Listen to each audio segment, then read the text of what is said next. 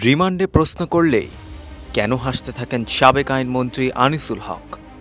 সাবেক আইনমন্ত্রী আনিসুল হককে গ্রেপ্তারের পর পুলিশ তাকে ব্যাপক জিজ্ঞাসাবাদ করছে এবং তার কাছ থেকে গুরুত্বপূর্ণ তথ্য সংগ্রহ করছে।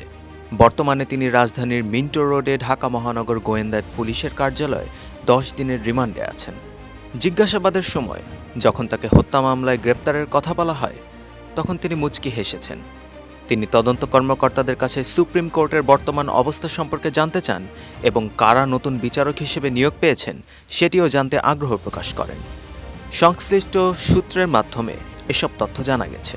সূত্র আরও জানায়, সাবেক আইনমন্ত্রী আনিসুল হক জিজ্ঞাসাবাদের সময় পুরোপুরি স্বাভাবিক ছিলেন। তিনি পুলিশের কোনো প্রশ্নের উত্তর দেননি, শুধু প্রশ্ন শোনার পর মুচকি হাসেন। শুক্রবার ছিল তাদের রিমান্ডের তৃতীয় দিন। তাদের প্ররোচনায় দোকান কর্মচারী শাহজাহান আলীকে হত্যা করা হয়েছে এমন অভিযোগে গ্রেপ্তার করা হলেও বিভিন্ন বিষয়ে দফায় দফায় জিজ্ঞাসাবাদ করা হচ্ছে। গ্রেপ্তার সালমান এফ রহমানের বিরুদ্ধে শেয়ার বাজার কারসাজি সহ কোটি কোটি টাকা আত্মসাতের অভিযোগ রয়েছে। দরবেশ নামে পরিচিত সালমান এফ রহমানের শেয়ার বাজার কারসাজিতে নিঃস্ব হয়ে অনেকে আত্মহত্যার পথ বেছে নিতে বাধ্য হন। এসব বিষয়েও তাকে জিজ্ঞাসাবাদ করা হচ্ছে।